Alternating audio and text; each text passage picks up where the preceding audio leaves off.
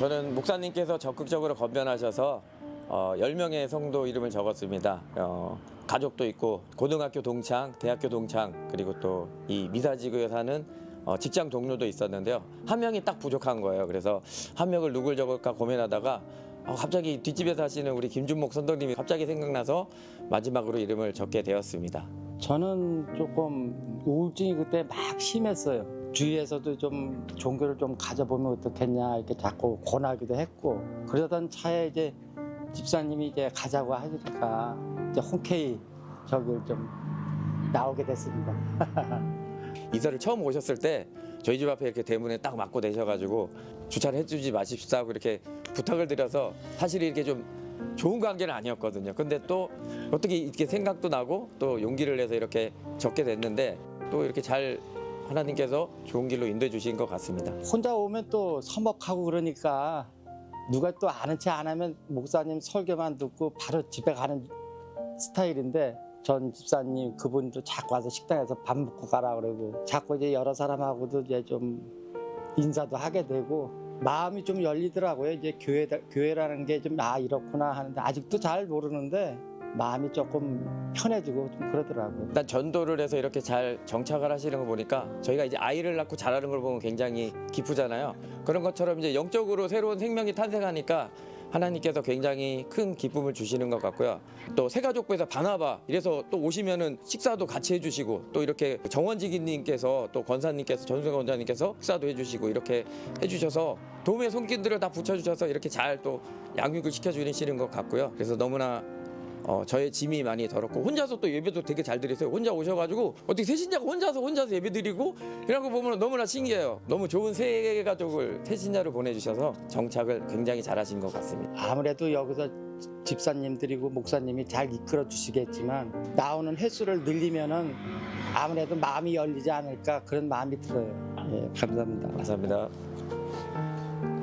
저희 큰아이들 하음이 그리고 이민정 집사님의 큰딸 예서가 1학년 때 같은 반이었어요. 그래서 예서라는 이름이 왠지 교회에 다닐 것 같다는 느낌이 들어서 여쭈었는데 교회 다니신다고 하시더라고요. 그래서 그런 계기로 친해지게 됐습니다.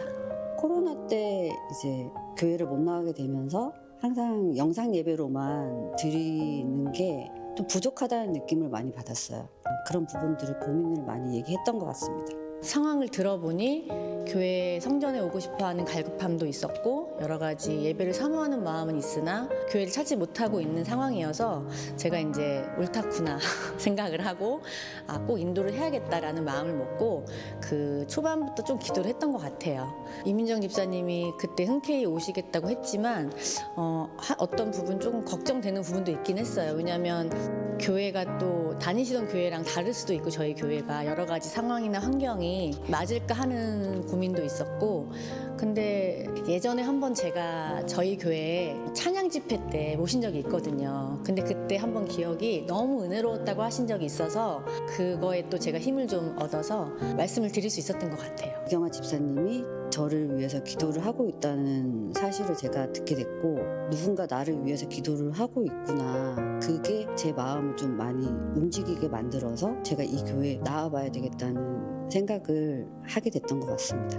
제가 이제 가장 기억에 남는 것이 이제 같이 앉아 있었는데 시작하는 찬양을 들으면서 눈물을 많이 흘리는 걸 제가 이제 느꼈어요. 그때 저도 되게 많이 감동이 있었고 어쩌면 첫사랑을 회복하는 그런 시간에 함께 했던 것 같고, 또 저도 그 순간 감사의 기도가 또 기쁨의 기도가 나왔던 것 같아요. 저도 처음엔 많이 망설여졌지만 와서 예배를 드리면서 목사님 말씀이 너무 좋았고, 그리고 제가 기도할 수 있는 공간이 생겼다는 것이 너무 좋았고, 많은 사람들이 너무 친절했어요. 그래서 제가 계속 다닐 수 있는 곳이라는 생각이 들었습니다. 여러분들도 계속 다녀보시면 많은 은혜가 되실 거라고 생각됩니다. 감사합니다.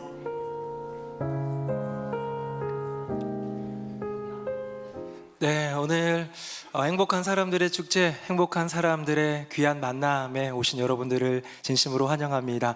오늘 참 좋은 날이죠. 날씨도 좋고 또 모인 사람들도 좋지만 가장 좋은 분, 예수님을 만나는 행복한 시간 되기를 바랍니다. 우리 옆에 분 보시면서 인사 한번 할까요? 오늘 정말 잘 오셨습니다. 시작! 오늘 정말 잘 오셨습니다.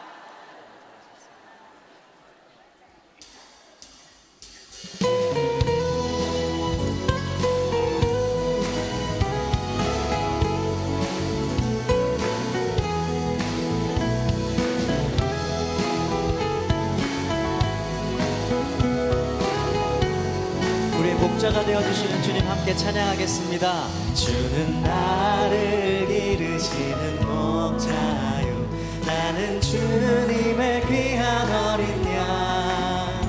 푸른 풀만 맑은 진의 물가로 나를 인도하여, 주는 나의 좋은 목자, 주는 나의 좋은 목자, 나는 그의 어린 양. 저를 따라 꼴을 먹여주시니 내게 부족함 전혀 없어라.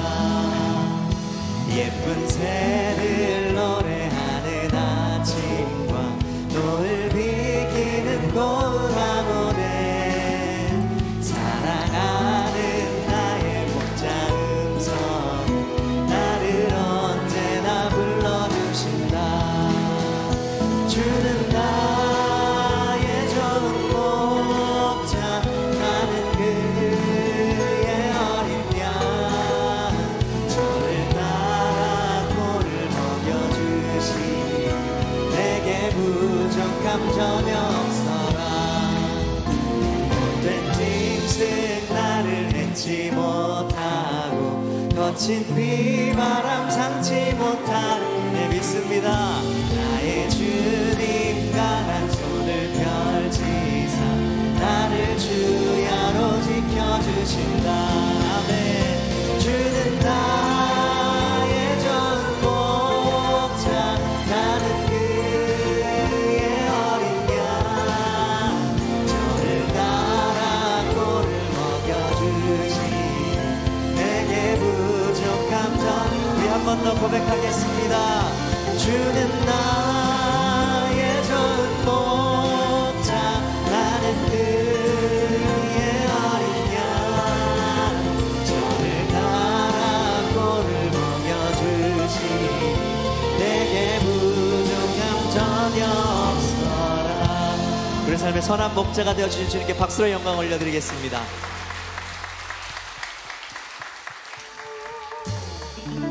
옆에 계신 분들에게 이렇게 축복하면서 인사하면 좋겠습니다. 당신은 사랑받기 위해 태어난 사람입니다. 당신은 사랑받기 위해 태어난 사람입니다. 아멘. 당신은 사랑받기 위해 태어난 사람. 당신의 삶 속에서 그 사랑 받고 있지요. 당신은 사랑받기 위해 태어난 사람. 당신의 삶 속에서 그 사랑 받고 있지요. 태초부터 시작된 하나님의 사랑은 우리의 만남을 통해 열매를 맺고, 당신이 세상에 존재함으로 인해 우리에겐 얼마나 큰 기쁨이 되는지. 당신은 사랑받기 위해 태어난 사람. 지금도 그 사랑 받고 있지요. 당신은 사랑받기 위해 태어난 사람. 지금도 그 사랑 받고 있지요.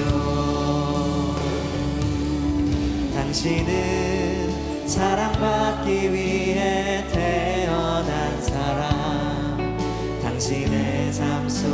속에서 그 사랑받는 하나님의 사랑이 우리와 함께 하십니다. 당신은 사랑받기 위해 태어난 사람, 당신의 삶 속에서 그 사랑받고 있지요.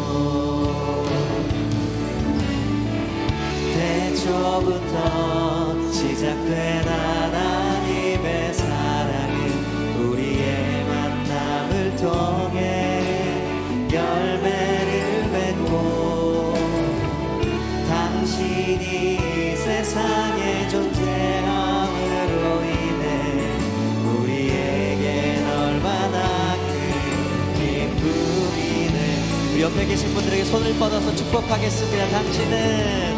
당신은 사랑받기 위해 태어난 사람, 지금도 그 사랑을 받고 있지요. 당신은 사랑받기 위해 태어난 사람, 지금도 그 사랑 우리 한 번 더 고백하겠습니다. 당신은 사랑받기 위해 태어난 사람입니다. 당신은 사랑받기 위해 태어난 사람, 지금도 그 사랑 받고 있지요. 당신은 사랑받기 위해 태어난 사람,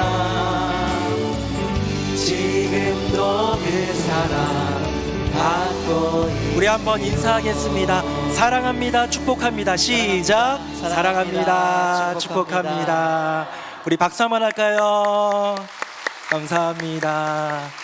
네, 우리 오늘 주시는 말씀 한 구절 읽고 싶은데요. 가장 유명한 구절이기도 합니다. 신약성경 요한복음 3장 16절. 우리 화면으로도 준비되는 말씀인데요. 제가 받들어 읽어보겠습니다. 하나님이 세상을 이처럼 사랑하사 독생자를 주셨으니 이는 그를 믿는 자마다 멸망하지 않고 영생을 얻게 하려 하심이라. 아멘. 네, 우리 말씀 듣기 전에 특별한 시간들이 있는데요. 먼저 특순의 시간입니다.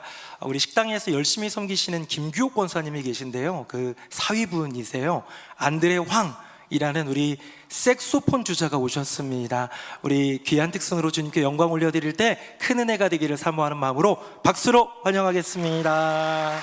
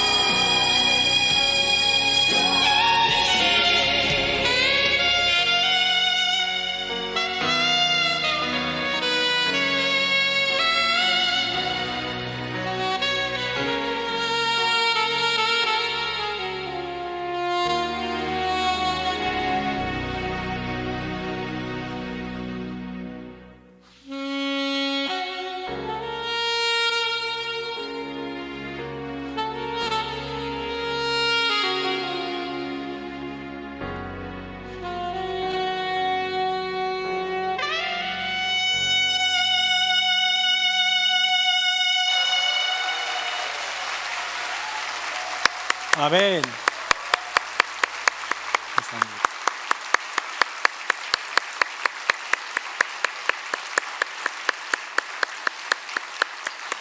네, 귀한 은혜의 시간이었습니다. You raise me up. 우리 주님께 기대고 주님을 사랑하는 그 고백이 참 색소폰으로 울려 퍼지니까 얼마나 큰 은혜가 되는지 몰라요. 저는 개인적으로 악기를 배울 수 있다면 색소폰을 배우고 싶어요. 근데 제가 찾아봤더니 이 색소폰은 뭐 운지법도 있지만 호흡, 입모양 이런 게 되게 중요하기 때문에 저는 불가능할 것 같습니다. 오늘 너무 큰 특순, 귀한 은혜의 특순해 주신 안드레 황 귀한 집사님 다시 한번 뜨거운 박수 드리겠습니다. 고맙습니다. 네, 감사합니다. 이번에는 우리 귀한 신앙의 소감을 나누는 시간입니다. 우리 이진우 권사님 나오셔서요, 자기에게 주신 주님의 은혜를 나눌 때에 또한 우리에게 그 은혜가 이어질 줄로 믿습니다. 우리 박수로 모시겠습니다.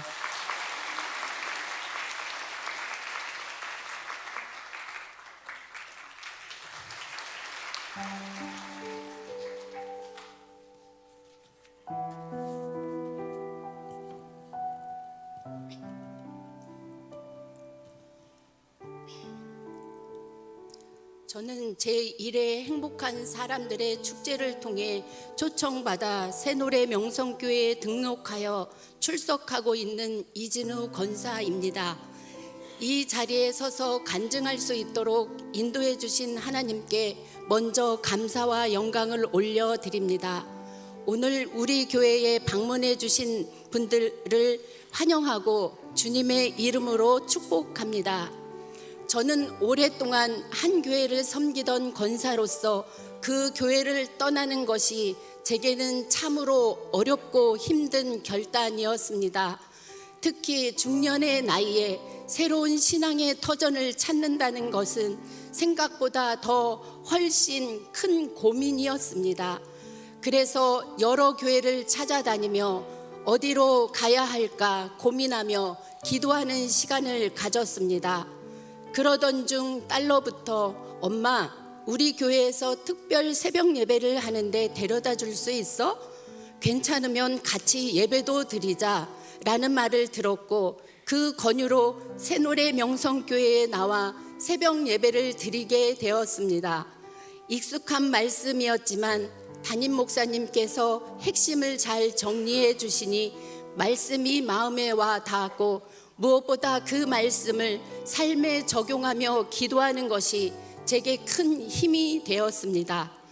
그 후로 수요 예배와 주일 저녁 예배에 참석하며 행복한 사람들의 축제에 대한 소식을 듣게 되었습니다. 전 성도가 한 영혼을 품고 기도하며 축제 때 초청하고 잔치를 연다는 이야기를 들으며 전도에 대한 도전을 받게 되었습니다. 그때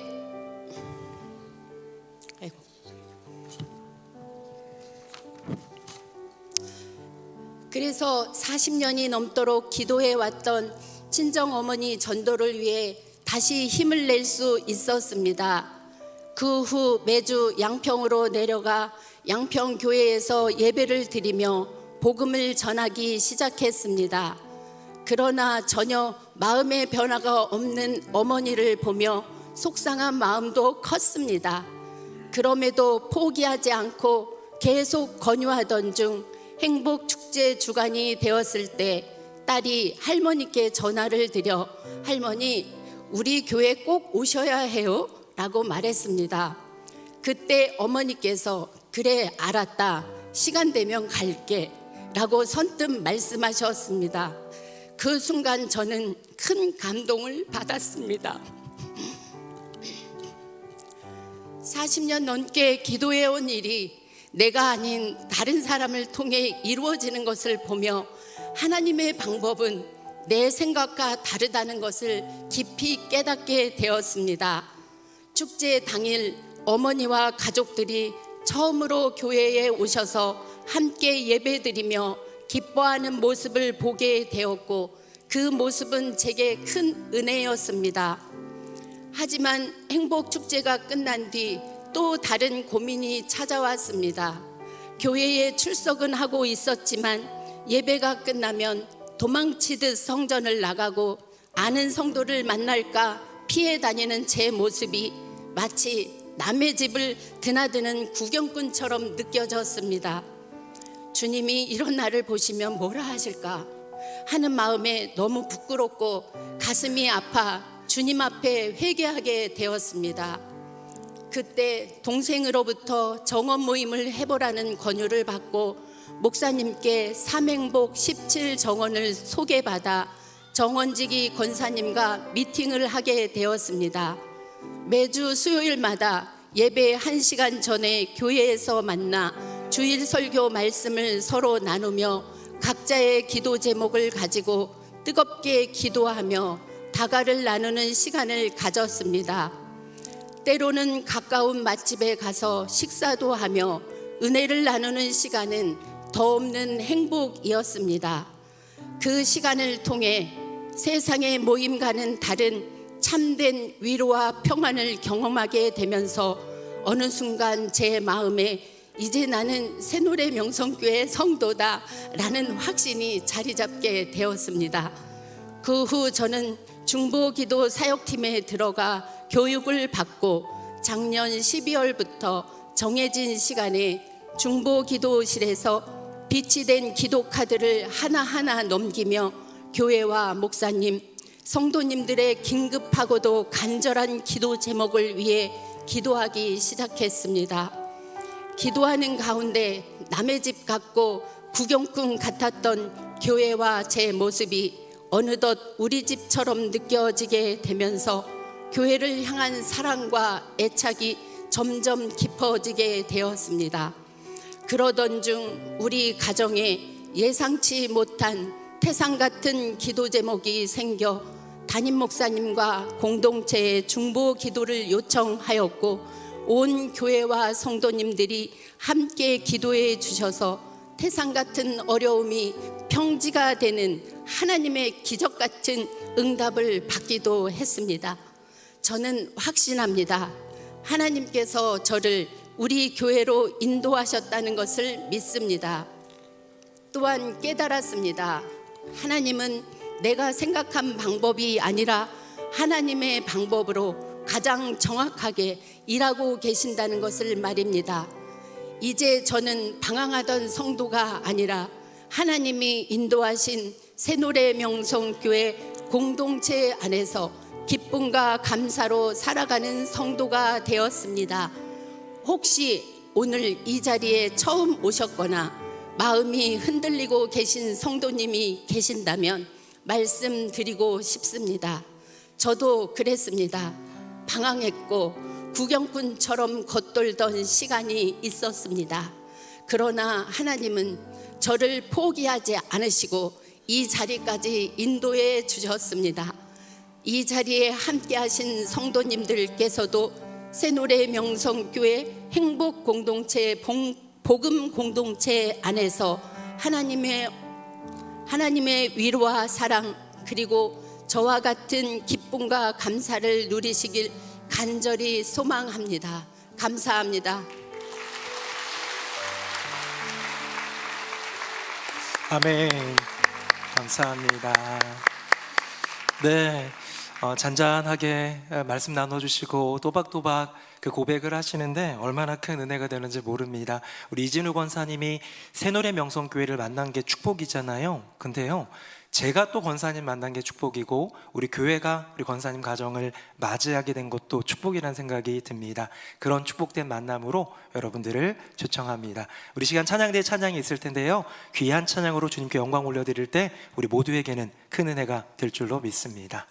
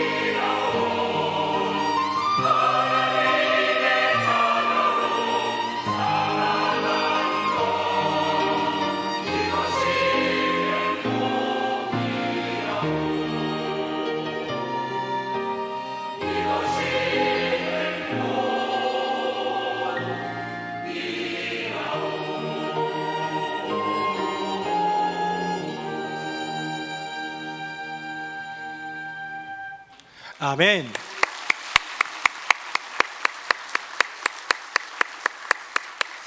네, 세상에 행복이 참 많지만 하나님의 자녀로 살아가는 게 가장 큰 행복임을 믿습니다.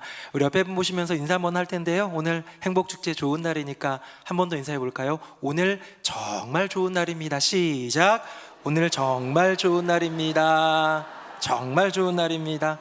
우리 한 번 더 인사할 때에 정말을 길게 해야 돼요. 길게. 정말 잘 오셨습니다 해볼까요? 시작. 정말 잘 오셨습니다. 정말 잘 오셨습니다. 네, 이곳저곳 우리가 갈 곳도 많고 방문할 곳도 많은데요, 예배당에 나오고 주님의 성전에 나오고 우리 주 안에 있는 행복한 공동체에 나오는 것, 그것만큼 좋은 게 없습니다. 정말 잘 오셨습니다. 제가 하루는 집에 들어갔는데요, 막내 딸아이가 뭔가 숙제를 하고 있는 것 같아요. 학교에서 내준 숙제를 하고 있는데 그 숙제를 보면서 그런 생각이 들더라고요. 야, 내 인생에 숙제를 마지막에 해본 때가 언제일까? 학창 시절은 뭐 늘 있는 게 숙제인데 대학교, 대학원, 그래, 대학원 과정 때도 숙제는 했던 것 같다. 어디 뭐 읽어오고 뭐 턴페이퍼 준비하고 막 그랬던 생각이 나더라고요. 근데 사전적인 정의를 찾아보면요, 숙제라는 이 단어는 크게 두 가지가 있는 것 같아요. 화면 한번 볼까요? 첫 번째는 복습이나 예습 따위를 위하여 방과 후에 학생들에게 내주는 과제, 우리가 흔히 얘기하는 숙제죠. 다음 볼까요? 하나 더 있어요. 두고 생각해 보거나 해결해야 할 문제라는 거죠. 그러니까 이런 겁니다. 학교에서 받아가지고 해야 될 숙제 말고도 내 인생의 숙제가 있더라는 거예요. 우리 가정의 숙제가 있더라는 거예요. 우리 사회의 숙제가 있더라는 거예요. 이 민족, 대한민국에 또 숙제가 있더라는 거, 뭐 그런 의미이겠죠. 여러분에게는 인생 숙제가 있습니까? 나 이것 좀 평생 살면서 요 숙제는 좀 해결해 보고 싶은 그런 인생 숙제 있으세요? 어떤 분은 내 집 마련하는 게 내 인생 숙제인 분도 있을 것 같고요, 어떤 분은 자녀들이 요즘에 결혼을 도대체 안 하는데 내 자녀 정말 결혼했으면 좋겠다, 내 자녀 결혼이 인생 숙제인 분들도 있겠고요. 나 건강하게 살다가 오래오래 살다가 정말로 이게 건강하게 잘 죽어야지 하는 최종 목표 같은 숙제도 있는 분도 있을 것 같습니다. 개인에게 그런 숙제가 있듯 인류에게도 언제나 숙제가 있어 왔어요. 때로는 질병의 도전, 때로는 경제적인 그런 위기와 상황의 도전, 이 많은 것들 가운데 조금 더 편리함을 구하고자, 조금 더 좀 잘 살아보고자 하는 인간의 이 숙제를 극복해가는 과정, 이 숙제를 정복해가는 과정이 있더라는 거예요.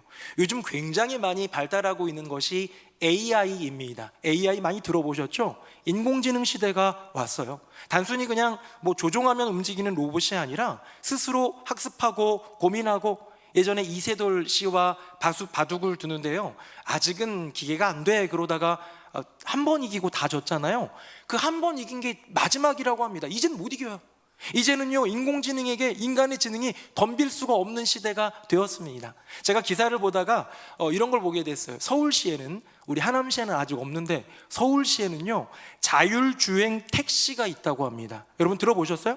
택시를 딱 타려고 문 열는데 어떻게 해요? 사람이 없어요.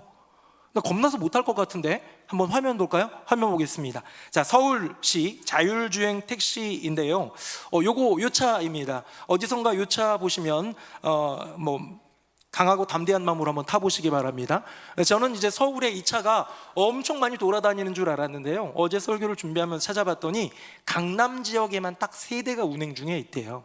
그러니까 아직 시범적인 거고요. 아직은 무료로 하다가 아마 요 근래 이제 유료화하는 뭐 그런 과정. 근데요, 이제 첫 걸음마지만 여러분, 얼마 지나지 않아 우리 지역 대한민국 땅 안에 돌고 도는 택시의 절반 이상이 이 무인 차량이 될 거예요.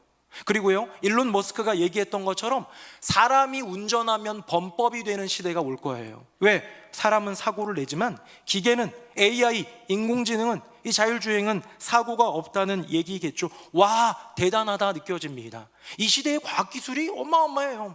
또 최근에 아르테미스 2라는 이 우주항공기에 타고 사람들이 달나라로 갔습니다. 옛날에 암스트롱이 밟았던 그때와는 차원이 다른, 그냥 민간인도 갈 수 있는 시대가 됐어요. 그 아르테미스 2라는 그 우주항공기가 거기서 찍은 지구사진 한번 볼까요? 화면 보겠습니다. 이게 이번에 새로 찍은 거예요. 한 달도 안 됐습니다. 이 사진이 지구의 새로운 프로필 사진이라고 합니다. 지금까지는 1952년에 찍었던 이 달나라에서 찍었던 그걸 블루 마블이라고 하거든요. 파란색으로 된 구슬같이 생긴 이게 지구구나 경탄했던 그게요. 이제는 그냥 민간인들도 타고 가가지고 찍을 수 있는 시대가 돼버린 이 시대. 우리는 느낍니다. 대단하다. 과학기술의 발달은 정말 어마어마한 진보를 이루고 있구나 싶은데요. 이런 과학기술의 발달이 인간에게, 우리 전체인 인류에게 편리를 가져다 줄 것 같고 여러 가지 많은 인생에 좋은 것들을 선물해 줄 것 같았고 그러기도 한데요. 여러분, 근데 돌아보니 여전히 이 세상에 갈등과 반목은 가득하고요. 전쟁과 살육은 끊이지 않더라. 여러분, 이란과 이스라엘 전쟁하는 거 보시죠. 각 나라 가운데 싸움이 계속해서 이루어지고 거기서 수천 명의 그 아까운 목숨을 잃는 것 보시죠. 과학의 진보, 기술의 진보 이렇게 대단한데 왜 이런 문제들은 계속 일어나고 있을까? 여러분, 그 이유가 뭘까요? 인류가 수천 년이 되었건 수만 년이 되었건 인류가 생각하면서 역사를 기록해온 이 수많은 시간 동안에 아직도 여전히 풀지 못한 숙제가 있기 때문입니다. 여러분, 그 숙제가 뭔지 아세요? 인간이 과학기술로 여러 가지 많은 것들을 뛰어넘고 그 숙제들을 정복해가고 있는데요, 아직도 풀지 못하고 있고 앞으로도 풀지 못할 것 같은 그 두 가지 숙제, 바로 죄와 죽음이더라는 거예요. 인간의 본성 안에 있는 그 죄, 이 죄성 때문에 과학의 기술은 어마어마하게 발달하고 AI 시대가 나타나고 저 달나라까지 여행도 다니는 시대가 된다 하더라도 여전히 전쟁과 살육, 분노와 다툼, 이거는 끊이지 않는 이유, 인간의 죄성 때문 아니겠습니까? 많은 철학자들이 지금까지 오랜 세월 동안 인간에 대해 탐구할 때요, 거기에 굉장히 중요한 본연의 질문 중에 하나가 있다고 합니다. 뭐냐? 인간은 선할까 악할까? 인간은 선한 존재일까 악한 존재일까? 여러분이 생각할 때 인간은 선한가요 악한가요? 대답하는 분이 계시네요. 네. 성선설, 성악설 이런 그런 것도 있는데요, 그런 이론들은 생각하지 않고서라도 이렇게 가만 들여다보면 현실적으로 볼 때 인간은 악하다라는 게 저는 느껴지더라는 거예요. 요즘 제가 이제 목양실에 이렇게 있으면요, 문을 두드리면서 성도님들이 찾아오기도 하고 그러는데요, 요즘 저희 목양실에 제일 많이 들르는 성도님이 한 분 계십니다. 제가 보면 일주일에 2번 정도는 들르시는 성도님이에요. 일주일에 2번 담임 목사방에 들어가는 거 되게 자주 하는 거 아닙니까, 여러분? 그분 소개해 드리려고 그래요. 화면 한번 보겠습니다. 장세준이라는 어린아이인데요, 우리 교회 장준환 목사님, 교육부를 섬기는 장준환 목사님 아들입니다. 저 눈망울을 보세요. 얼마나 사랑스럽고 귀여운지 모릅니다. 근데 이 아이가 사랑실에서도 돌고 음파홀에서도 돌고 식당도 돌아다니다가 목양실을 그렇게 와요. 왜 오냐? 오는 이유가 있어요. 제가 언젠가 한번 이 아이가 왔을 때 저는 아침마다 밥 안 먹고요, 삶은 계란 먹거든요. 삶은 계란을 한번 준 적이 있어요. 준 적이 있는데 그거 먹고 좋았나 봐요. 그래서 저를 보면 계란 이렇게 말을 해요. 그런 아이예요. 그런데 이제 제가 들은 건 아니고 이렇게 설교를 하고 있으면 사무처에도 이게 방송으로 나가고 사랑실엔 영화부에서는 이제 제가 나가잖아요. 그러면 그 화면 보고도 얘기한대요. 계란 이런 아이예요. 근데 이 아이가 오면 제가 계란을 주겠습니까 안 주겠습니까? 줘요. 옛날에는 30판 이거 매일 2개씩 먹으니까 15일 먹었는데 요즘에 일주일이 장가는 것 같아요. 맨날 와가지고 계란 받아갑니다. 근데 계란을 받아가는데요, 계란을 주잖아요. 그럼 예전에는 딱 받고 끝냈는데 요즘에는 계란 받고서요, 뭐라고 말을 하는 것 같아요. 그래서 뭔 말하나, 얘가 다른 말을 하는데 새야 그러는 거예요. 무슨 말인가 했더니 얘 누나가 새야예요. 새야 것도 달라는 거죠. 야, 진짜 얘가 기특하다. 너무 이 아이를 보면서 인간은 선한 존재 아닐까, 살다 보니까 악해진 게 아닐까라는 생각을 잠깐 했는데요, 하루는 왔는데 이 아이가 또 저 보면서 밝게 웃으면서 계란 계란 이러길래 제가 한번 장난쳐봤어요. 어떻게 했냐면 조금 멀리서 이렇게 했어요. 계란처럼 만들어가 했더니 얘가 신나가지고 좋아가지고 계란 받으려고 하는데 계란이에요 아니에요? 아니에요. 속임을 당했어요. 그래가지고 어떻게 하는지 아세요? 그토록 저를 보면 웃고 계란 달라고 하던 아이가 얼굴이 표정이 굳어지더니 휙 돌아가지고 가버리더라는 거예요. 제가 알았습니다. 아, 인간은 악하구나. 자기 누나까지 챙기는 착한 아이인 줄 알았지만 지하고 지 누나만 챙기는 아이였구나. 결국 필요가 없어지면 버리는 그런 농담으로 하는 얘기지만 사실 진심도 있어요. 왜? 아이들을 살펴보잖아요. 이 아이들의 마음 가운데 기본적인 이기심이라는 게 있더라는 거예요. 나 먼저 챙기는 게 있더라는 거예요. 나중에 오히려 사회 속에서 나눠도 주고 나누는 기쁨도 알게 되고 그런 거지, 먼저 내 거부터 챙기는 그 이기심이 인간 죄의 본성이더라는 거예요. 거기서 시작되는 것이 이 세상의 수많은 탐욕으로 이루어진 전쟁과 모든 그런 갈등의 시작 요인 아니겠습니까? 여러분, 그 죄는 인간의 본성이더라. 어린 아기들부터 갖고 있는 그 죄의 본성. 근데 더 중요한 문제는 뭐냐면요, 이 죄로부터 벗어날 수 있는 인생이 아무도 없더라는 거예요. 어떤 성도님이 저에게 이렇게 질문할 수 있겠다 가정 한번 해봤습니다. 목사님, 지금 죄에 대해서 이야기하시나 본데요, 저는요 인생을 그래도 상식적으로 살고 있고요, 법에 대해서는 철저히 준수하면서 지키면서 살고 있고요, 나름 착한 삶을 살기 위해 노력도 하고요, 때론 기부도 하고요, 때론 봉사도 하고요, 이 사회의 구성원으로서 괜찮은 점수로 살아가는 인생입니다 라고 얘기를 할 수도 있겠죠. 목사님, 예수님이 만약 돌아가신 게 온 세상의 80억 인구를 위해서라면 인정하겠다는 거예요. 지금까지 죽은 수많은 사람들까지 포함하면 수백억의 인구를 위해 예수님이 그 많은 인생을 위해서 돌아가셨다라면 인정하겠다는 거예요. 그런데 나 한 사람 때문에 돌아가셨다라는 건 말이 안 돼요. 저는 그건 이해가 안 돼요 라고 할 수 있지 않겠습니까? 여러분, 그 마음 가운데 있는 그 본심이 뭐냐면요, 내 죄는 그 정도는 아니거든요 하는 거예요. 여기 앉아 계신 분들도 그런 생각 있지 않습니까? 그래, 이 세상엔 죄가 많아. 죄가 참 들끓고 있어. 그런데 나는 그 정도는 아니지. 나는 예수님이 십자가 달려 죽으실 만큼 지디기져서 막 찢겨지시고 피 흘리시고 그렇게 괴롭게 희생하실 만큼 그렇게 죄 지은 인생은 나는 아닌데 라는 생각 하지 않습니까?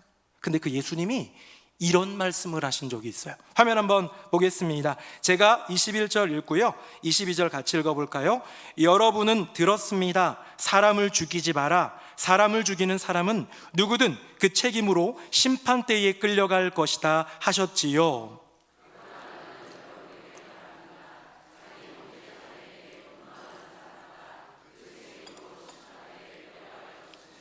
아멘. 여러분, 여기 심판대에 끌려간다라는 얘기가 2번 나와요. 옛말에, 옛 성경에 보면 살인하지 마, 사람 죽이지 마, 그거 죽으면 너 심판대에 끌려가서 너 진짜 심판받는다, 너도 죽게 돼. 동해보복법의 어떤 얘기이죠. 근데 주님이 뭐라고 말씀하시냐면요, 살인했어도 너 정말 회개하면 내가 용서해 줄게.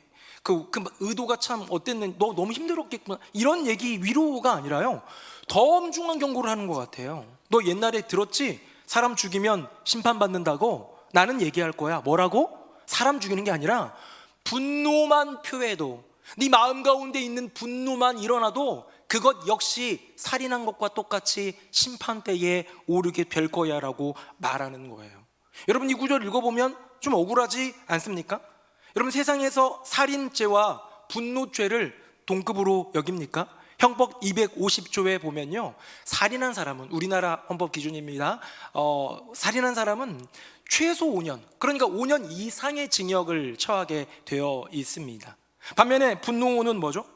분노는 분노 자체로는 헌법에 나오는 게 없어요. 마음속에서 들끓고 있는 미움과 그 화는요, 이 헌법에서 적용한 그 기준에 보면 부과하는 게, 그것 때문에 뭐 치거나 뭐 욕설해가지고 비방을 해가지고 명예를 실추시켜, 이런 거면 모르겠는데 마음 가운데 일어나는 분노 가지고는 그 사람에게 죄를 묻지 않는다는 거예요. 근데 예수님은 뭐라고요?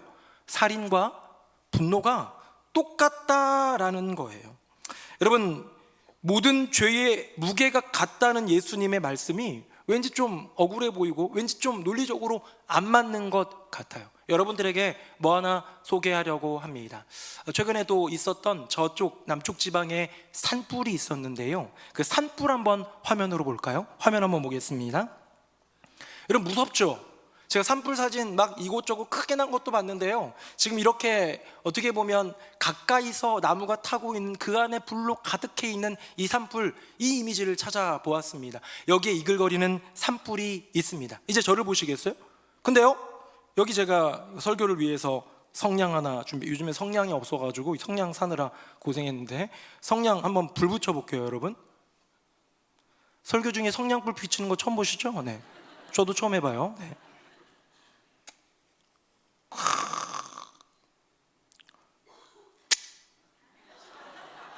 좀 뜨겁네요. 네. 여러분 어떻습니까?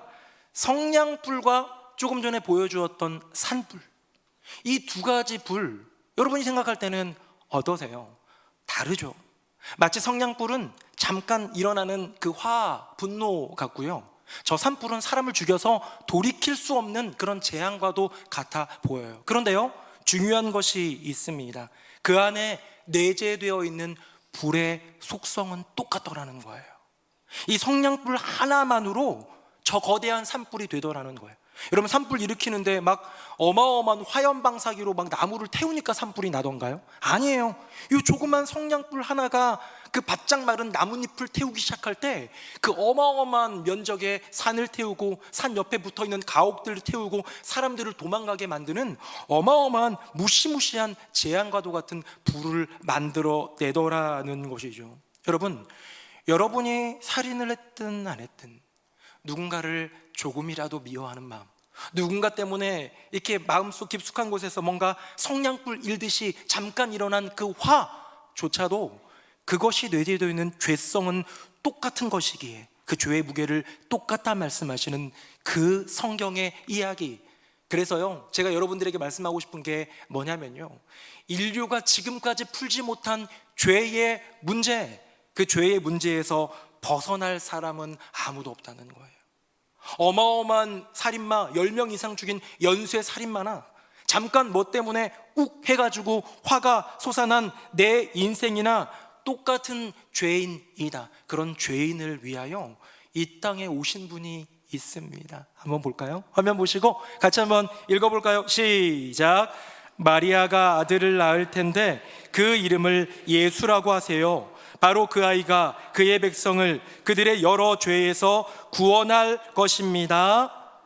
아멘. 여러분, 예수님이 등장하셨는데요, 그 예수 너무 유명해서 교회 안 다니던 분들도 아시고 저 세상 사람들도 모르는 사람 없는 그 예수라는 이름의 뜻이 뭐냐면 구원이라는 뜻이에요. 왜? 지금 이거는 천사가 들려주는데요, 천사가 얘기합니다. 요셉이라는 사람에게 얘기하고 있는 거예요. 너의 약혼녀 마리아, 아직 정말 남자를 가까이 하지 아니한 그런 아가씨이지만 그녀가 지금 잉태되었어. 다른 일로 잉태된 게 아니라 성령으로 잉태되었는데 그 속에 하나님의 아들이 잉태되었고 하나님의 아들이 태어날 건데, 잘 들어, 그 이름을 예수라고 하렴. 왜? 예수라는 이름 뜻처럼 그가 자기 백성, 이 자리에 앉아 있는 모든 분들, 저 밖에 걷고 있는 모든 세상 사람들, 우리 모두의 죄를 속죄하시고 깨끗하게 하시고 구원하실 분이기 때문에 그 이름을 예수라고 하라는 것이죠. 사랑하는 성도님들, 사랑하는 여러분, 우리요, 죄의 문제 해결할 수 있는 사람 없습니다. 죄로부터 벗어날 수 있는 인생 아무도 없습니다.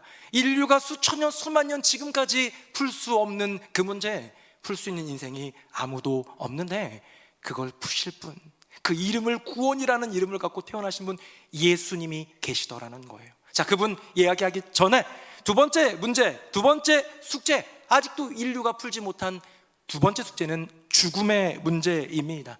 너무 잘 아시겠지만 진시황이라는 이제 진나라의 이 초대 시황제가 제주도까지 불로초를 구하면서 한번 영원한 생명을 한번 찾아볼까, 불로장생해볼까 하는 그런 시도가 있었습니다만 다 실패하고 말았습니다. 여러분, 의학이 어마어마하게 발달하면서 질병들 하나하나를 정복하고 있는 것 들으셨나요? 이 인류의 의학 때문에 완전히 정복되어 있는 그런 질병이 하나 있는데, 옛날에 호환 마마라고 불렸던 천연두라는 질병이 있었어요. 이 천연두 이제는 나오지 않는다고 합니다. 왜? 완전히 100% 확실한 백신이 개발되어서요, 나오지 않는 박멸된 질병이 됐어요. 나병, 문둥병이라고 불리는 그 저주의 질병, 에이즈, 우리가 끔찍하게 여겼던 수십 년 전 너무 두려웠던 그 에이즈, 나병과 에이즈도 이제는 뭐 완전히 치유는 아니지만 관리만 하면 90세, 100세까지도 살 수 있는 그런 관리 질병으로 바뀌었습니다. 암은 여전히 좀 극성이긴 한데요, 다양한 모습 속에서 치료제들이 준비되고 있고 극복의 과정 중에 있더라는 거예요. 자, 의학의 발달 때문에 평균 수명이 어마어마하게 늘었습니다. 조선의 왕족은 평균 수명이 40대 초중반인데요, 현재 대한민국의 기대 수명, 이 아이가 이제 올해 태어났어요. 태어나면 이 아이는 몇 살까지 살 수 있을 거야 라는 그 기대치 수명이 있습니다. 그 기대 수명이 남자는 80.8세고요 여자는 86.6세입니다 여자가 6살 정도 많이 사는 걸로 나와 있습니다. 부럽습니다. 네. 여자가 더 무리수를 두지 않는 건지 어쨌든 더 건강한 존재인 것 같습니다. 자, 80대 초반까지 사는 것이 큰 사고가 있거나 그러지 않는다면 그 정도는 사는 것이 이 시대의 기대 수명이 된 거예요. 거의 지금 조선시대로 따지면 뭐 몇백 년 됐습니까? 그 사이에 기대 수명이, 그 인간의 평균 수명이 2배 가까이 뛰는 그런 비약적인 그런 발전이 있었다는 거예요. 의학의 발전 때문에. 그렇지만 고작 100세예요. 평균 수명이 100세 되는 나라는 그 어디도 없습니다. 90세 되는 나라도 없습니다. 우리가 잘 살아야 100세를 살지 않습니까? 근데요, 아프리카의 거북이는, 더 이상한 생물들 얘기 안 할게요, 포유류, 뭐 파충류, 뭐 이런 이렇게 좀 네 다리로 걸어 다니는 우리 근처에 있는 동물들 중에서 거북이는 200년을 산다고 합니다. 무슨 말이에요? 의학의 어마어마한 발달이 있다 한들 고작 거북이보다 못 사는 존재가 누구다? 우리 인간이다라는 거예요. 자, 이쯤 하면 또 성도님들 중에, 또 오늘 오신 분들 중에 이런 질문, 이런 생각 가지신 분이 있을 것 같아요. 목사님, 저는 거북이처럼 오래 살 생각 없습니다. 70년이든 80년이든 건강하게 멋지게 짧고 굵게 살고 싶어요.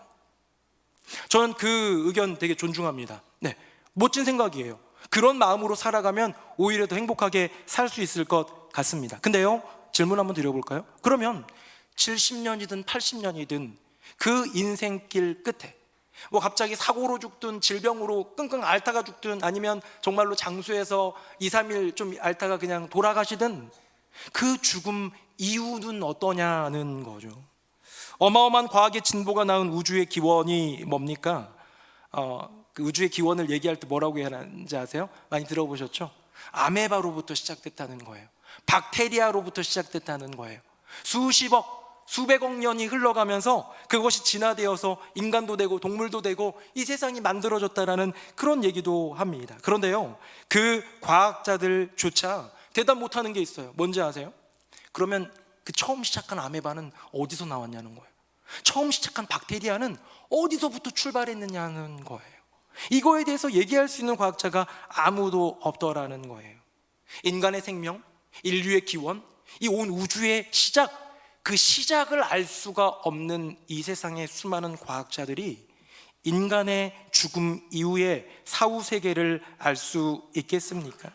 50년을 살든 100년을 살든 그게 그렇게 중요한 건 아닌 것 같습니다. 그냥 좀 잠잠하게 죽든 조금 괴로워하면서 죽든 그것보다 더 중요한 게 있더라는 거예요.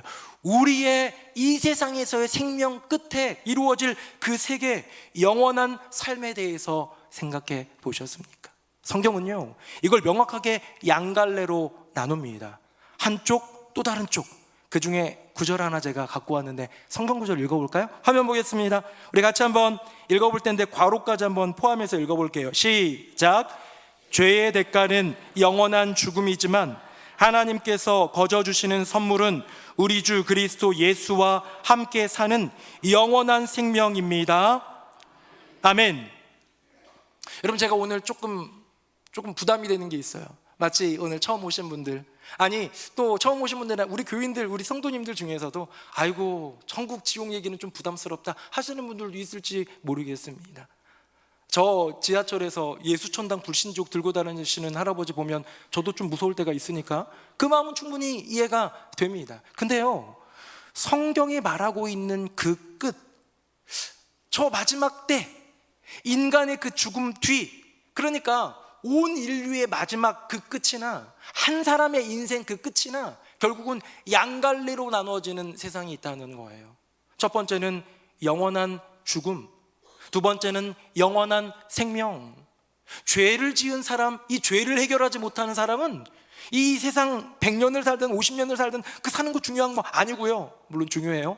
행복하게 사십시오. 그런데 그 인생 끝에 오는 그 갈림길에서 영원한 죽음으로 가더라는 거예요. 근데 그 죄의 문제를 해결하는 분이 누구다? 예수님이다라는 거예요. 이 죽음의 문제를 해결해서 영원한 생명을 주시는 분 누구다? 예수님이라는 거예요. 여러분, 지금이야 아직도 몇십 년 더 사실 것 같으니까 괜찮은데요, 당장 내일 내가 죽게 된다면 여러분 그 죽음 끝에 어디로 가실 예정인지 아십니까? 제가 어떤 거 하나 봤는데요, 태국이라는 나라는 군대를 가요. 거기도 이제 군인을 뽑는데요, 자원 입대를 시킵니다. 자원 입대가 뭐냐면 이제 저 군대 가겠습니다 하면요, 대학교 졸업한 사람은 6개월만 복무하면 되고요, 고등학교 졸업한 사람은 1년을 복무하면 돼요. 1년을 복무하면 돼요. 근데 그거 말고요, 재미있는 제도가 하나 있습니다. 뭐냐? 그렇게 자원하지 않고 자원 입대하지 않고 그냥 눈치 보고 있는 사람들은 다 싹 다 매년 4월에 모아가지고요 추첨을 해요. 그거 한번 영상 볼까요? 화면 보겠습니다. 한 야외 강당에 모인 태국 청년들, 올해 군 입대 여부가 결정되는 자리입니다. 앞으로 나간 한 청년이 뽑아든 종이, 검정이라는 발표와 함께 환호성이 터져 나옵니다. 군 입대가 면제된 겁니다. 또 다른 청년의 제비뽑기, 빨간색 군 입대 확정입니다. 검정은 군 면제, 빨강은 군 입대, 제비뽑기 한 번으로 결정되는 겁니다. 태국은 불교 국가지만 승려도 병역의 예외가 될 수 없습니다. 제비뽑기 결과는 군 입대, 복무기간 승복을 벗어야 합니다. 해마다 4월에 실시되는 군 입대 제비뽑기, 빨간색을 받고 쓰러지거나 성전환 여성들이 참여해 화제가 되기도 합니다. 태국 빠툼타니에서 KBS 뉴스 정윤섭입니다. 여러분 되게 재밌죠? 그래서 아까 얘기하던 걸 더 이어서 하면 자원 입대를 결정하면 대졸자들은, 대학교 졸업자들은 6개월, 그 다음에 고졸자들은 1년 목매되는데요, 저렇게 제비뽑기하면요 2년입니다. 그 2년이라는 것을 결정하는데 검은색이 나오면 면제해, 빨간색이 나오면 뒷목 잡고 쓰러지는 거예요. 내가 군대 가야 되는구나, 2년 동안 차라리 자원 입대할 걸, 막 그러지 않았겠습니까? 여러분, 저기에는 어마어마한 희비의 교차가 있습니다. 환호, 탄성, 면제됐다 하면서 좋아하는 청년들이 있는가 하면 꼼짝없이 끌려가는 승려라든가 이런 분들도 봤잖아요. 뒷목 잡고 쓰러지는 이들의 절규와 괴로움이 있더라는 거예요. 고작 2년입니다. 고작 2년. 그것도 나라를 위해 정말로 그냥 군인으로서 사는 거예요. 거기 가면 끌려가면 죽는 것도 아니에요. 그런데 이것만으로도 이 어마어마한 희비가 갈리는 태국이라는 나라를 보았는데요, 여러분, 우리의 인생 끝에 펼쳐지는 천국과 지옥, 영원한 생명과 영원한 죽음, 그 갈림길에서 우리 선택해야 된다면 어떤 것을 선택하시겠습니까? 너무 다행인 건 뭔지 아세요? 태국에 있는 청년들은 제비뽑기로 그걸 결정하는데요, 우리에게는 주님을 선택하는 우리의 고백, 우리의 믿음, 그거 하나로 가능하더라. 우리 가장 유명한 성경 구절, 우리 아까 전에 같이 읽었던 건데요, 화면 보시고 같이 한번 읽어볼까요? 새한글 성경입니다. 시작. 하나님이 세상을 이처럼 사랑하셔서 하나뿐인 아들을 주셨습니다. 그를 믿는 사람마다 멸망하지 않고 영원한 생명을 누릴 수 있도록 해 주셨습니다. 아멘. 다음 한번 볼까요? 제가 이 구절을 너무 귀하게 여기는 이유는 뭐냐면요, 여기에 다 들어있기 때문이에요. 하나님은요 구원의 주체예요. 구원하시는 분이에요. 세상, 바로 저와 여러분을 얘기합니다. 구원의 대상이에요. 왜 구원하시는가? 이유가 뭡니까? 사랑하시기 때문이에요.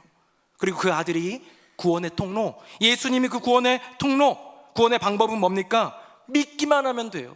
돈 내는 거 아니에요. 고행을 쌓는 거 아니에요. 믿기만 하면 돼요. 그러면 구원의 선물을 뭘 주시느냐?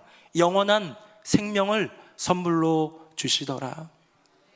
사랑하는 성도님들, 여러분에게 하나님께서 너무 귀한 선물을 주신 거예요. 말로 다 할 수 없는 그 선물을 우리 하나님이 주신 거예요. 저는 그걸 여러분들에게 나누고 싶은 거예요. 저는 자녀가 넷 있습니다. 우리 성도님들은 다 아실 텐데요. 큰아들, 둘째 아들, 셋째 아들, 아들 셋에 마지막에 딸 하나 낳았어요. 그것도 인터벌이 너무 길어가지고요. 큰아들은 대학생, 둘째 아들은 고등학생, 셋째 아들은 중학생, 넷째 딸은 초등학생입니다.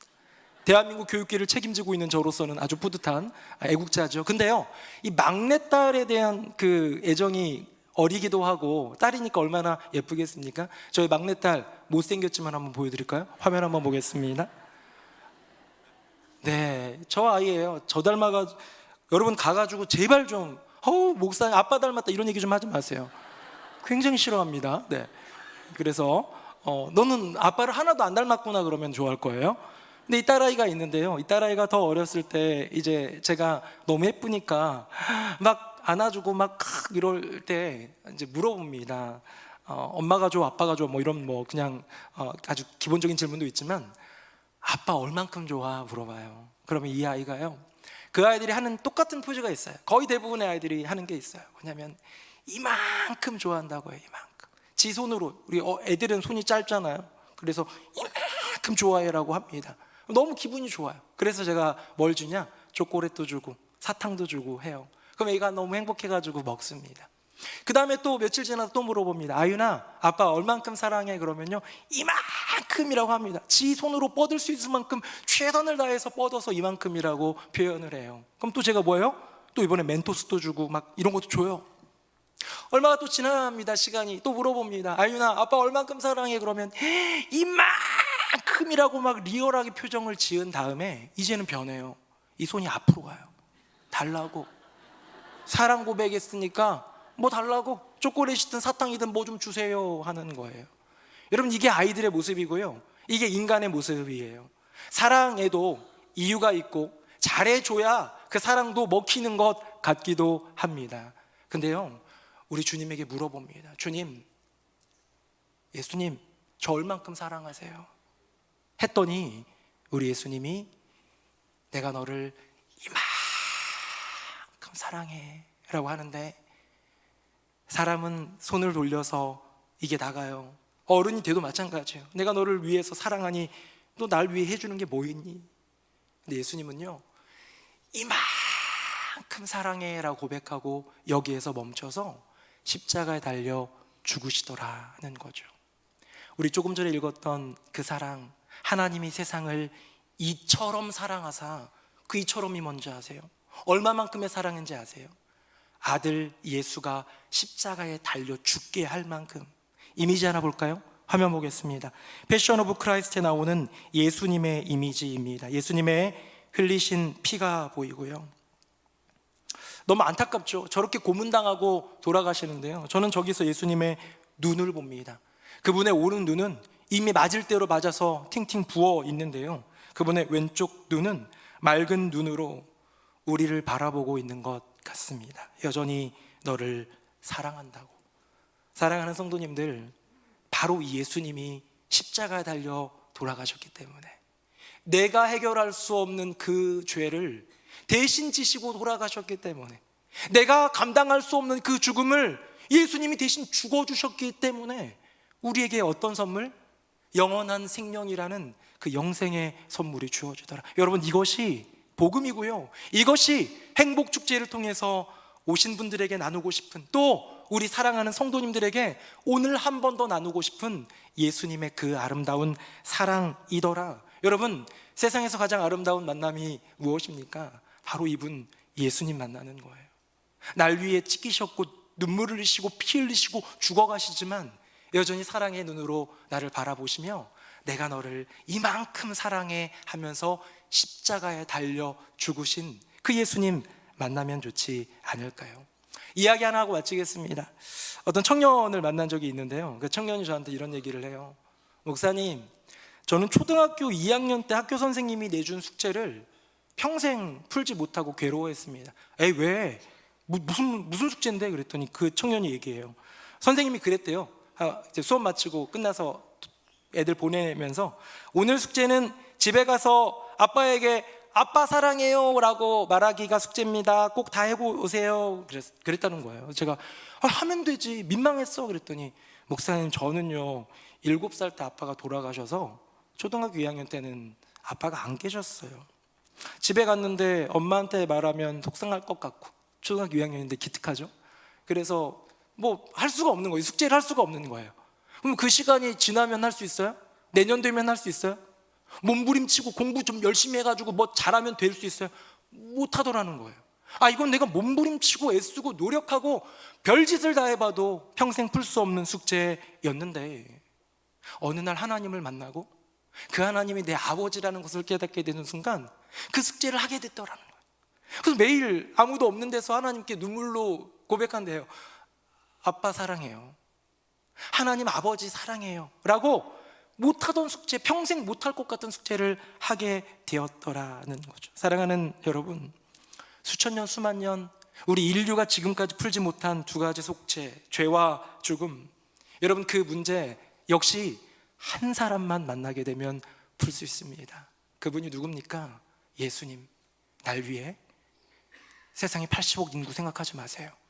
단 한 사람, 날 위해 십자가에 달려 죽으신 그 예수님만 만나면 내가 평생 풀 수 없는 죄의 문제, 죽음의 문제를 해결해 주셔서 나를 영원한 그 생명의 그 나라, 하나님 나라로 인도해 주시더라.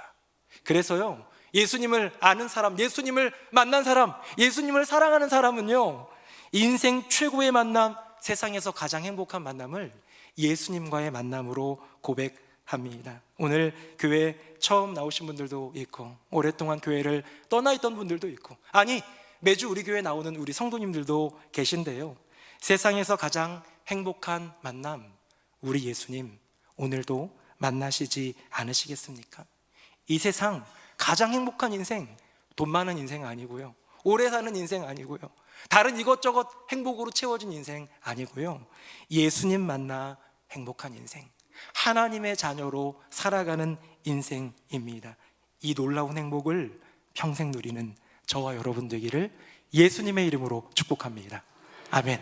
우리 함께 찬양하겠습니다.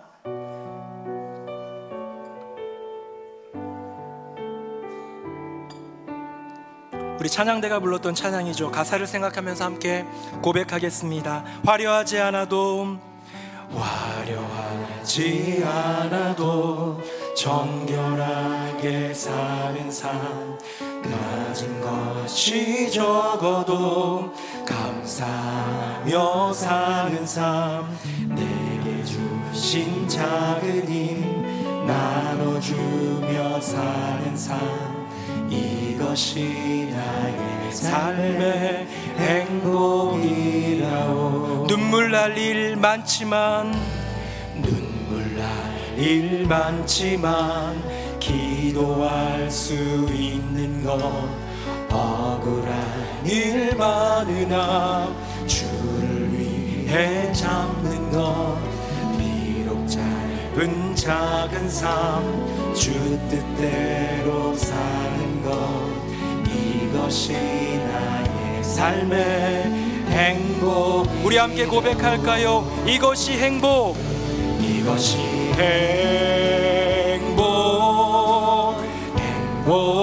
행복이라오. 세상은 알 수 없는 하나님 선물, 이것이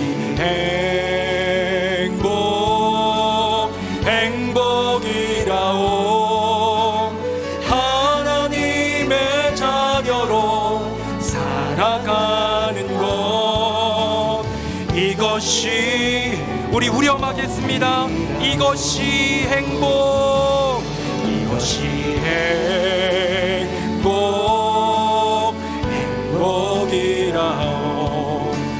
세상은 알 수 없는 하나님 선물, 이것이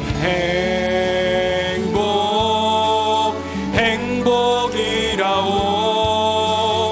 하나님의 자녀로 살아가는 것, 이것이 행복이. 하나님의 자녀로 살아가는 것, 하나님의 자녀로 살아가는 것, 이것이 행복이라오. 이 시간에 함께 기도하기 원합니다. 주님, 저 진짜 행복 찾고 싶습니다. 이 세상에서 가장 행복한 만남이라는 예수님과 만나고 싶습니다. 내가 해결할 수 없는 죄의 문제, 죽음의 문제 해결해 주시고 나의 주님이 되어 주시옵소서. 나를 위해 피 흘려 돌아가신 예수님의 사랑을 기억하며 예수님 만나 행복한 인생, 하나님의 자녀로 행복한 인생 살게 하여 주시옵소서. 우리 함께 입술 열어 기도하겠습니다. 함께 기도하겠습니다. 살아계신 아버지 하나님, 우리의 인생 가운데 찾아와 주셔서 나를 구원해 주신 주님께 감사합니다. 주님, 이 세상 가장 행복한 만남이 예수님과의 만남이라면 내가 해결할 수 없는, 인류가 지금껏 해결 못한 죄와 죽음의 문제 해결해 주실 수 있는 유일한 분, 그분이 바로 주님이라면 주님, 내게 찾아와 주시고 나를 만나 주시고 나의 인생에 주님이 되어 주시옵소서. 나를 위해 피 흘려 돌아가신 예수님의 그 사랑 마음속에 새기며 예수님 만나 행복한 인생, 하나님의 자녀로 살아가는 행복한 인생 되게 하여 주시옵소서. 오 주님, 주님을 사랑합니다. 주님을 사랑합니다. 아버지 하나님, 진짜 행복을 찾고 싶습니다.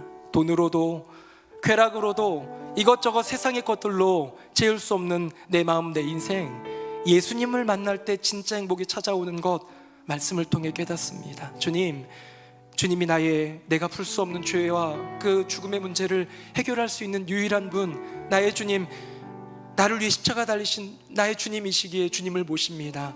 주님, 나의 주님이 되어주시고 나와 평생 만나 주시옵소서. 주님 만나 행복한 인생, 하나님의 자녀로 행복한 인생 살게 하여 주시옵소서. 나를 구원하기 위해, 나의 행복을 위해 우리에게 오신 예수님의 이름으로 기도합니다. 아멘.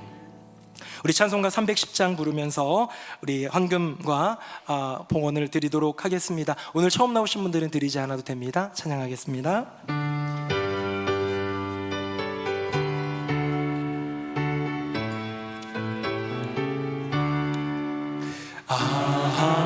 하나님의 은혜로 있을 때 없는 자 왜 구속하여 주는지 난 알 수 없도다. 내가 믿고 또 의지함은 내 모든 영평 아시는 주님 늘 보해 주실 것을 나는 확실히 아네. 왜 내게 굳센 믿음과 또 복음 주셔서 내 마음이 항상 편한지 난 알 수 없도다. 내가 믿고 또 의지함은 내 모든 영평 아시는 주님 늘 보해 주실 것을 나는 확실히. 우리 다 함께 일어서겠습니다. 주 언제 강림하실지 밤에 밤낮에 또 주님 만날 그것도 난 알 수 없다. 내가 믿고 또 의지함은 내가 믿고 또 의지함은 내 모든 영평 아시는 주님 늘 보해 주실 것을 나는 확실히 아네. 살아계신 아버지 하나님, 오늘 행복한 사람들의 축제로 모여 하나님을 예배하고 그 말씀을 듣고 찬양하며 기도하게 하여 주시니 감사드립니다. 예배당을 찾아 나온 우리 모든 성도님들에게 복 주시고, 특별히 대신자로 초청이 되어서 이곳에 조금은 어색하지만 낯설지만 나온 모든 분들에게 말로 다 할 수 없는 은혜와 이 세상 가운데서도 축복을 주시되 예수님 만나게 되는 세상 최고의 복을 더하여 주시옵소서. 또 이 일을 위하여서 기도하며 준비한 모든 성도님들, 또 애쓰고 수고한 모든 성도님들 주님 기억하사 은혜 더하여 주시고 예물을 주님께 드립니다. 받으사 기쁨으로 영광 받아 주시고 드린 손길들 주님 복 내려 주시옵소서. 우리네 인생 여전히 힘들고 어려운 일들 많이 있습니다. 죄와 죽음의 문제만이 아니라 인생의 숙제들 얼마나 여전히 많은지 모릅니다. 예수님 만날 때 그 숙제가 풀리는 기적의 은혜를 우리 모두가 경험하며 고백하며 주님께 영광 돌리게 하여 주시옵소서. 예수님 이름으로 축복하며 기도합니다. 아멘. 자리에 앉으시겠습니다. 샬롬, 우리 교회를 찾아주신 모든 분들을 주님의 이름으로 환영합니다. 행복한 사람들이 모인 우리 교회 소식들을 모아 뉴송스트림 시작합니다.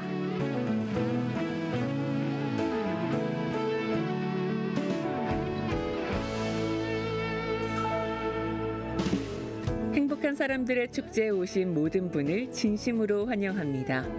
오늘 하루 하나님 안에서 기쁨과 행복 누리는 시간 되시길 바랍니다. 처음 교회에 방문하신 분께서는 2층 로비에 마련된 안내 데스크에서 간단한 카드 작성 후 환영 선물을 받아가실 수 있습니다. 지하 2층에는 식당과 카페가 있습니다. 함께 오신 분과 식사와 음료를 나누며 따뜻한 교제의 시간 보내시길 바랍니다. 오는 토요일에는 교회학교 어린이를 위한 뉴송 해피데이가 진행됩니다. 뮤지컬과 다양한 먹거리, 놀이기구가 준비되니 두보의 일정을 확인하시길 바랍니다. 뉴송 해피데이를 통해 아이들이 기쁨을 누리며 복음이 전해지는 시간 되기를 소망합니다. 우리 교회는 주님이 빛나시는 교회를 꿈꾸는 교회입니다. 찾아주신 모든 분들의 삶에 복음의 기쁨과 은혜가 가득하기를 소망합니다. 네, 2부 예배 나오신 모든 분들 예수님의 이름으로 환영합니다. 오늘 행복한 사람들의 축제에 또 이렇게 처음 오신 분도 있고, 작년에 오셨다가 또 못 오시다가 또 오신 분도 있고, 다양한 모습으로 오신 분들이 있을 텐데요. 이 조그만 등록이 아닙니다. 등록하신 분은 등록하셔도 되지만 방문 카드만 이렇게 딱 써주셔도 이렇게 선물을 드립니다. 칼인데요. 교회에서 칼 주는 게 좀 이상하죠? 네.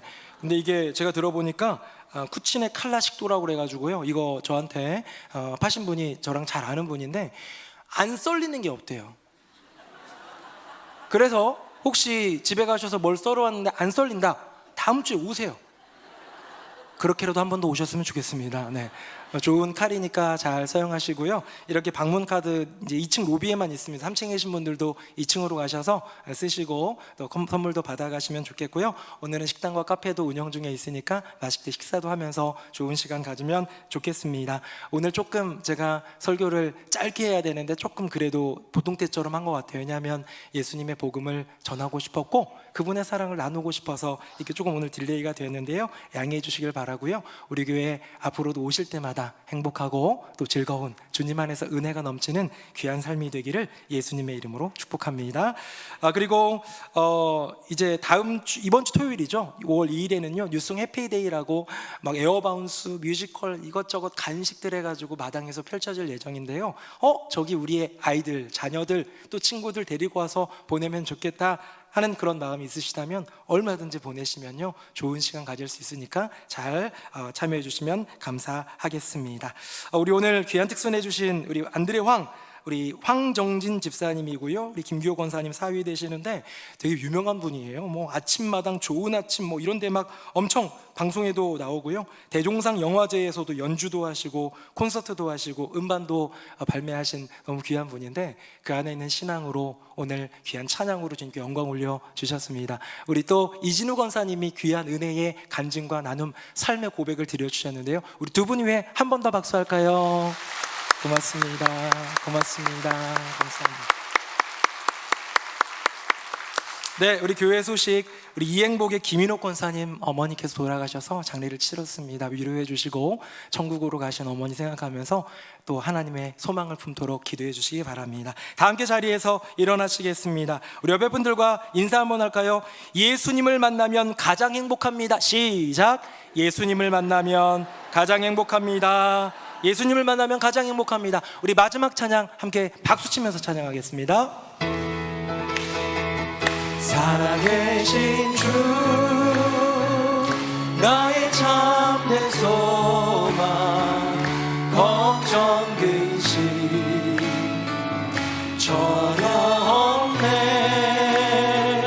사랑의 주에 갈 길 인도하니 내 모든 삶의 기쁨 늘 충만하네 주 예수 그리스도의 은혜와 하나님 아버지의 크고 놀라운 그 사랑과 성령님의 교통하심이 예수님 만나면 행복하구나를 깨닫고 세상에서 가장 행복한 만남 예수님 만나기를 원합니다 고백하는 모든 성도님들, 방문하신 모든 분들 그 삶과 가정과 앞날 위에 이제부터 영원토록 함께 하시기를 간절히 축원하옵나이다. 아멘.